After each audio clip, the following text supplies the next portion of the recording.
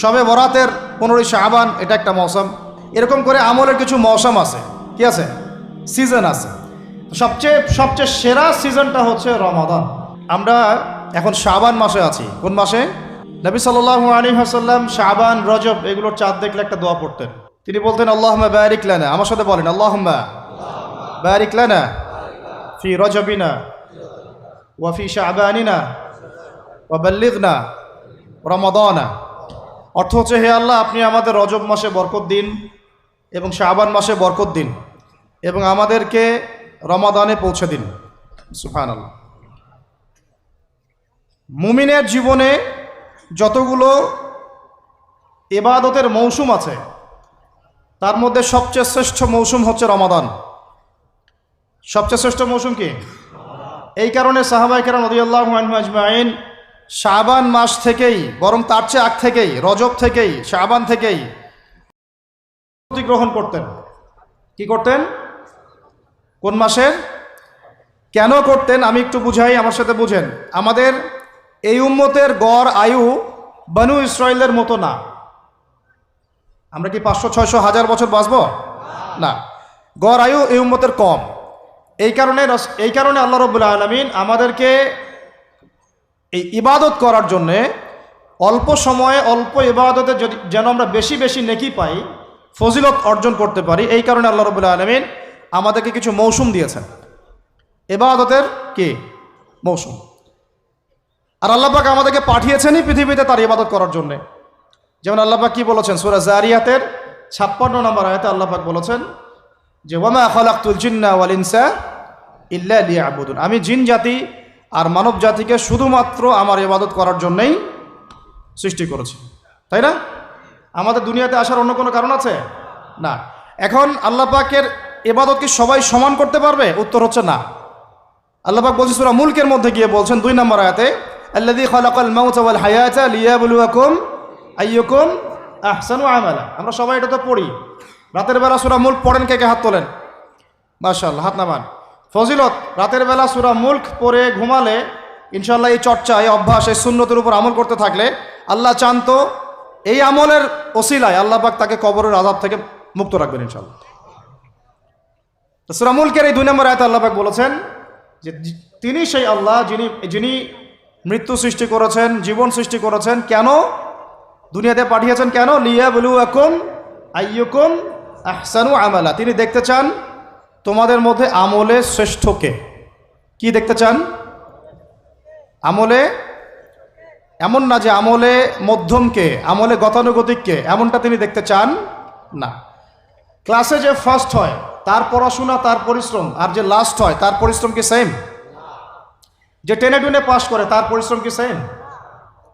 তাহলে আমরা বুঝলাম যদি আমাদেরকে ফার্স্ট হতে হয়, সেকেন্ড হতে হয়, থার্ড হতে হয়, টপ 10-এ থাকতে হয়, তাহলে আমাদের পরিশ্রমটাও কি করতে হবে? বেশি করতে হবে। সহজ জিনিস। আল্লাহ পাক এই জন্যে আমাদেরকে পৃথিবীতে পাঠিয়েছেন।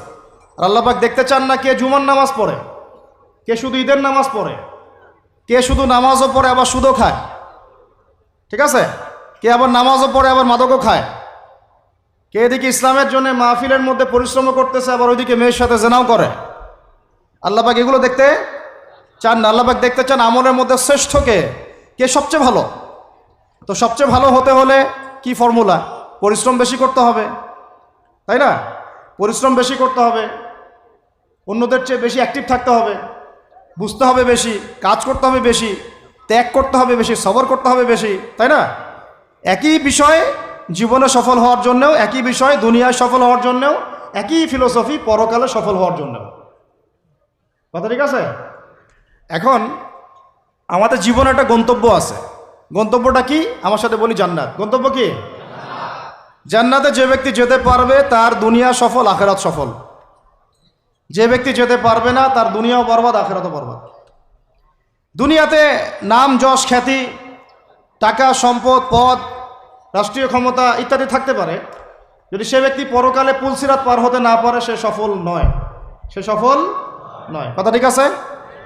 এখন মনে করেন পৃথিবীর সবচেয়ে প্রতাপশালী একজন মানুষ ছিল ফেরাউন। কি নাম ছিল? সে কি পরকালে সফল? ফেরাউনের একার যে পরিমাণ পলিটিক্যাল পাওয়ার ছিল, এখন এই জাতিসংঘেরও সেই পলিটিক্যাল পাওয়ার নাই। বুঝতে পারেন কথা কি? এখন কি সে সফল? কেন সফল না? কারণ দুনিয়ার জীবনে সে আল্লাহর হুকুম মানে নাই, এই পরীক্ষায় সে ফেল করছে। একই বিষয় এখানে অনেকের অনেক বড় বড় সম্পত্তি থাকতে পারে, ক্ষমতা থাকতে পারে, যদি ঈমান আমল এবং ইসলাম ঠিক না থাকে সে দুনিয়াতেও সফল না, পরকালেও সফল না। ফালা ইয়াগুররান্নাকা তাকাল্লুবুল লাযিনা কাফারু ফিল বিলাদ, আল্লাহ পাক বলেছেন কাফেরদের এই দৌরত্ব আধিপত্য তোমাদেরকে যেন প্রতারিত না করে হে নবী সাল্লাল্লাহু আলাইহি ওয়াসাল্লাম। এখন কারুনের কথা আপনারা জানেন, কারুনের সম্পদ বেশি না আমাদের সম্পদ বেশি? বলেন।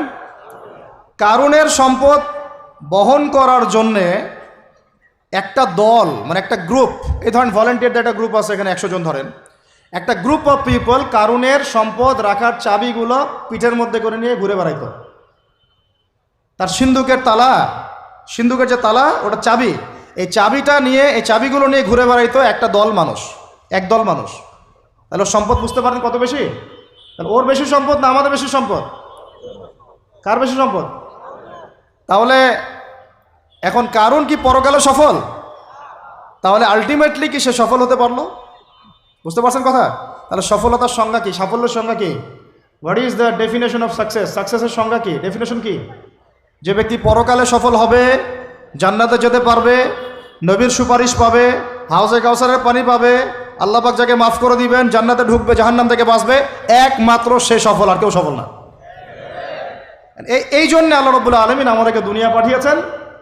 আমাদের যেহেতু বনু ইসরাইলের মধ্যে এত লম্বা হায়াত নাই, এই কারণে আল্লাহ রাব্বুল আলামিন আমাদেরকে আমলের, ইবাদতের কিছু মৌসুম দিয়েছেন। কি দিয়েছেন? মৌসুম। যেমন লাইলাতুল কদর, এক রাতের ইবাদত আপনার 1000 মাসের চেয়ে উত্তম। আপনারা তো সূরাটা জানেন, ইন্না আনজালনাহু ফি লাইলাতুল কদরি ওয়া মা আদরাকা মা লাইলাতুল কদর, লাইলাতুল কদরি খায়রুম মিন আলফি শাহর, লাইলাতুল কদর খায়রুম উত্তম মিন আলফি শাহর, 1000 মাসের চেয়ে। এটা ক্যালকুলেটর দিয়ে 12 দিয়ে ভাগ করার দরকার নাই।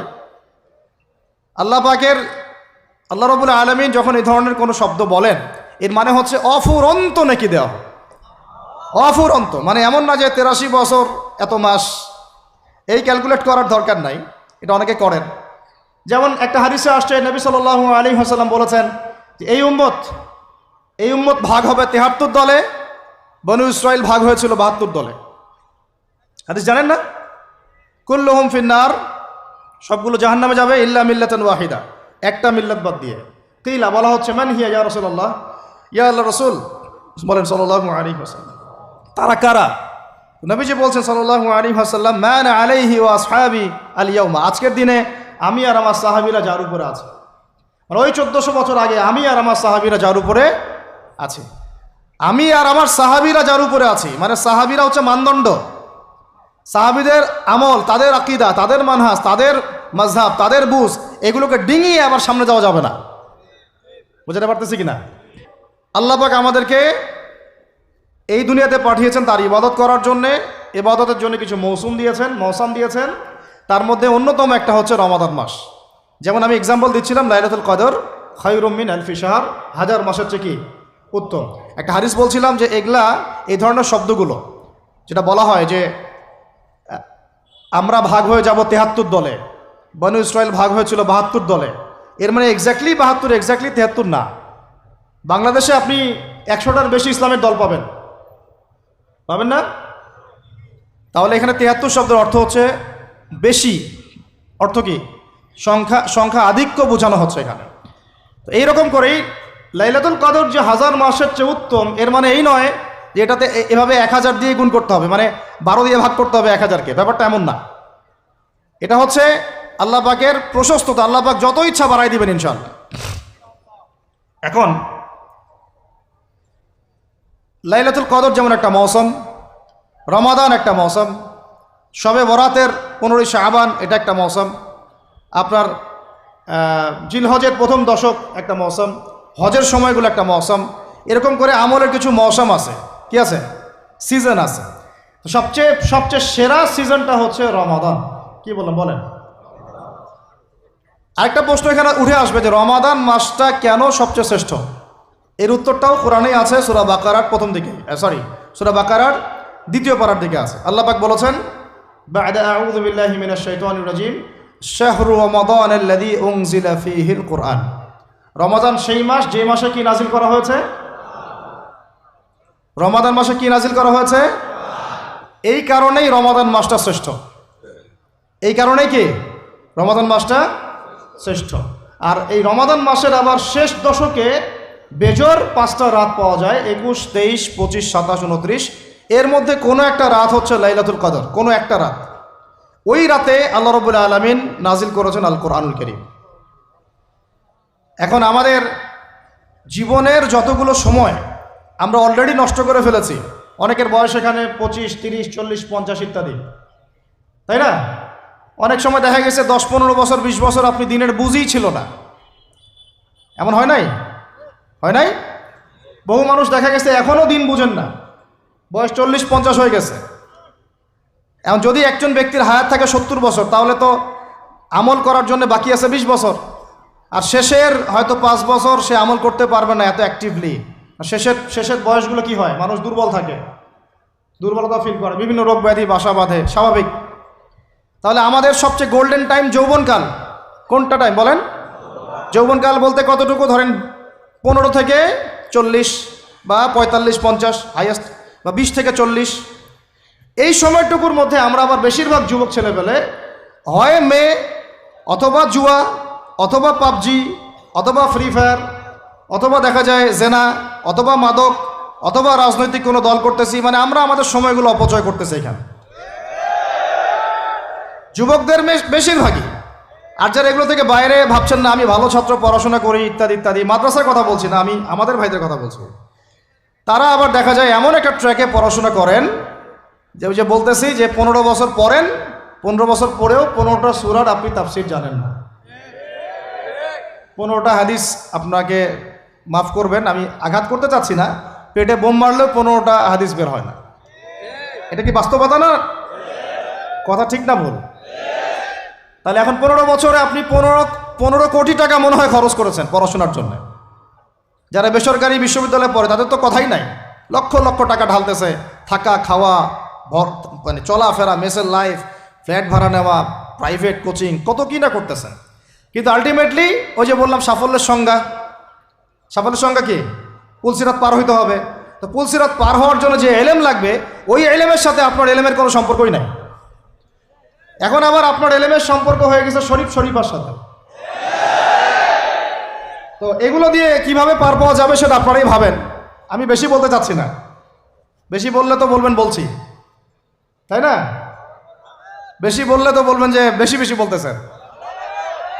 আল্লাহ পাক একটা জাতিকে, শুনেন, আল্লাহ পাক একটা জাতিকে ফেরেশতাদেরকে নামিয়ে দিয়ে মাটিটা এভাবে উপরে তুলে আসমানে উঠায়, পাথর নিক্ষেপ করে, বড় বড় পাথর নিক্ষেপ করে, রজম মানে থেতলা করে উল্টা দিকে এভাবে দাফন করে দিয়েছিলেন।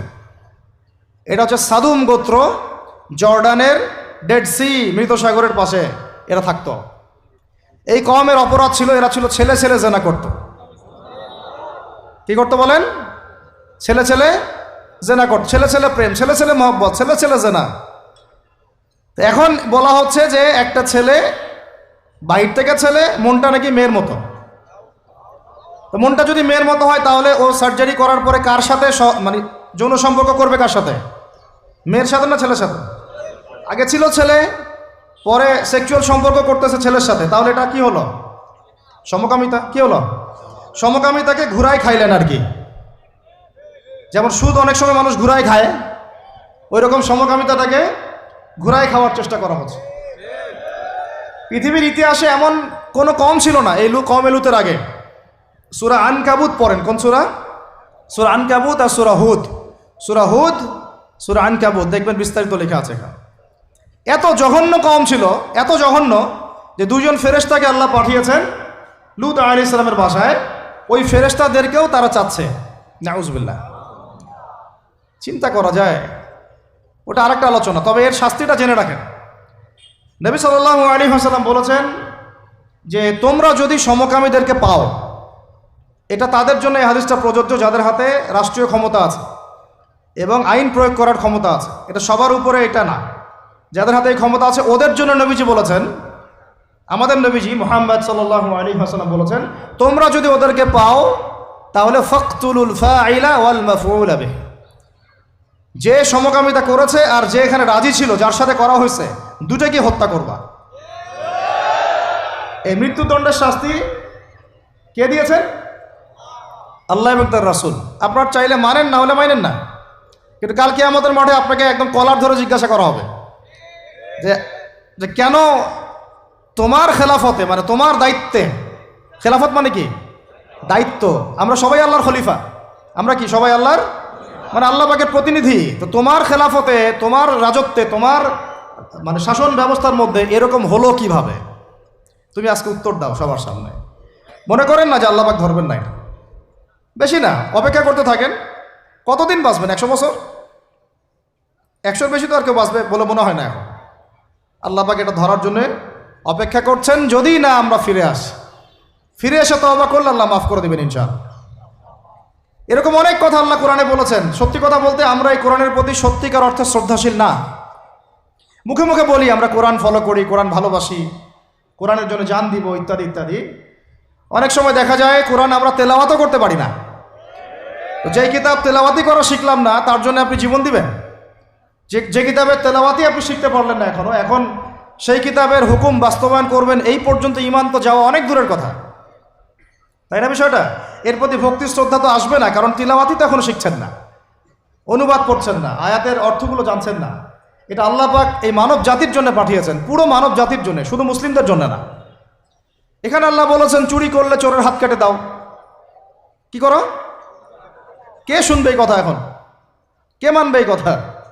আল্লাহ পাক বলেছেন যদি জেনা করে, সমকামিতা তো বহু দূরের কথা, এমনি জেনা করলে জনসমক্ষে 100 বেত্রাঘাত করবা।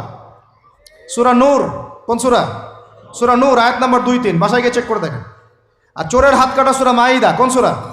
সূরা মাইদা। আমি নিজে নিজে কোনো কথা বলতেছি না, এই কিতাবেই আছে। আল্লাহ পাক বলেছেন যদি ডাকাতি করে, ডাকাতি, ডান দিকের হাত বাম দিকের পা কেটে ফেলবা। ডান দিকের হাত বাম দিকের পা কেটে ফেল। এটা কে কাটবে? কারা কাটবে? সাধারণ মানুষ? আপনি পারবেন? যার কাছে অথরিটি আছে তার উপর দায়িত্ব এটা, আমাদের উপর এটা দায়িত্ব না। আমাদের দায়িত্ব কি? আমাদের দায়িত্ব হচ্ছে জানানো, প্রচার করা, কারণ আমার কাছে ইলমটা আছে। এরপরে যদি সে না করে, তার ফল সে ভোগ করবে, তার হিসাব সে দিবে। আমাদের কাছে এই পর্যন্ত শেষ, কুল্লু খালাস।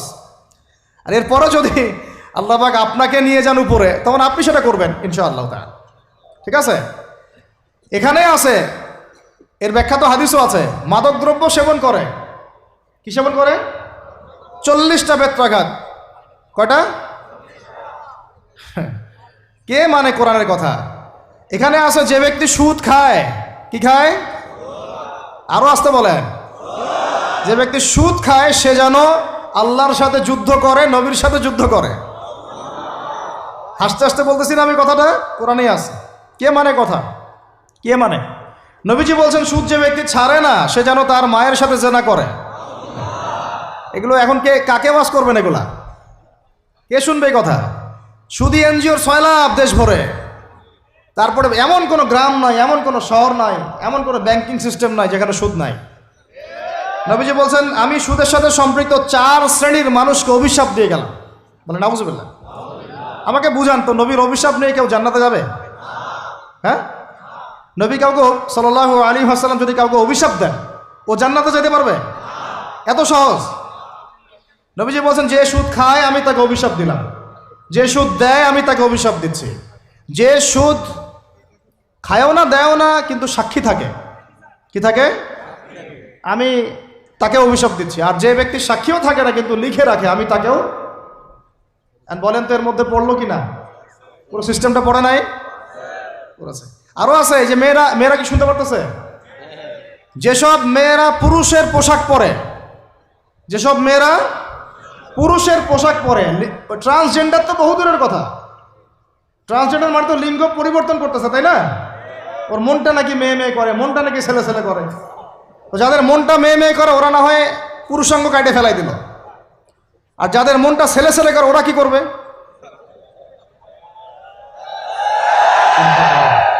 তাহলে চিন্তা করেন, চিন্তা করেন জাহেলিয়াতের কোন জায়গাটাতে আসছে, চিন্তা করছেন? আমি এমনি এমনি বলি না, এটা আবু জাহেলের যুগ। কার যুগ? শোনেন, আবু জাহেলের যুগে এরকম জেনা বেশি ছিল। পর্নোগ্রাফি তখন ছিল না, ব্যভিচার বেশি ছিল, জুয়া বেশি ছিল, মাদক বেশি ছিল, গোত্রীয় হানাহানি মারামারি ছিল, শিরক ছিল, সুদ ছিল। এই যুগের নাম হলো আইয়ামে জাহিলিয়াত। ওই যুগটা হচ্ছে আবু জাহেলের যুগ। এখন এগুলোর কোনটা নাই? এখন আমাদের সমাজের কথা বাদ দেন, পুরো বিশ্বের দিকে তাকান, পুরো বিশ্বের দিক বড় করে চিন্তা করেন, বিশ্বের মধ্যে এগুলোতে ভর্তি না এখন? এটা হচ্ছে এগিয়ে যাওয়ার বিশ্ব বলে আগাচ্ছে এরা কিয়ামতের দিকে। কোন দিকে?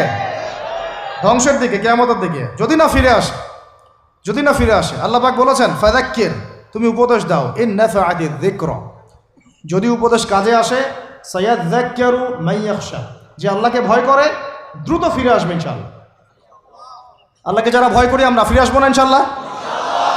আল্লাহ পাক বলছে ফাযাক্কির ইন্নামা আনতা মুযাক্কির, তুমি শুধু উপদেশ দাতা, লাস্তা আলাইহিম বিমুসাইতির, তুমি কারো প্রতি দারোগা নও।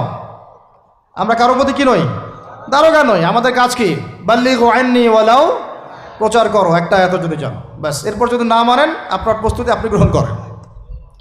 এখন বলতে চাচ্ছিলাম, দেখেন সব ট্রান্সজেন্ডার বহু দূরের কথা, নবীজি বলেছেন সাল্লাল্লাহু আলাইহি ওয়াসাল্লাম, কোনো মেয়ে যদি ছেলের পোশাকও পরে, মানে ছেলের মতো শার্ট, ছেলের মতো প্যান্ট, জিন্স, গেঞ্জি, টি শার্ট, নাউজুবিল্লাহ, তাহলে নবীজি বলছেন ওই মেয়ের উপরে আমার অভিশাপ। এগুলো নিয়ে বললে তো অনেক কথা। মাদকদ্রব্য প্রস্তুতকারী বা মাদকদ্রব্যের সাথে সংশ্লিষ্ট 10 শ্রেণীর মানুষকে একই পাপের কাতারভুক্ত করা হয়েছে। যে খায়, যে খাওয়ায়, যে পরিবেশন করে, যে বানায়, এভাবে কে বুঝাবে? এখনকার আমাদের সমাজে এগুলো মূল সমস্যা না? এই সমস্যাগুলো হতে পারে কারণ আমরা মানুষ, কবিরা গুনাহ হতে পারে, কিন্তু এর উপর অটল থাকলে পরে আল্লাহর গজব নেমে আসবে। আল্লাহ রাব্বুল আলামিন একটা বিষয় খেয়াল করেন না, যে যখন সূর্য ডুবে যায় তখন পাখিগুলো কি করে বলেন? বাসায় ফিরে যায় না? মানে দিন শেষ, সূর্য ডুবে গেছে, এখন বাসায় ফিরতে হবে, তাই না? এভাবে আল্লাহ পাক রমাদান দিয়েছেন আমাদেরকে কেন জানেন? যাতে এই যে সারা বছর আমরা এদিক ওদিকে ছোটাছুটি করে দূরে সরে গেছি না, এখন কাছে আসো, ঘরে আসো, আল্লাহর কাছে আসো।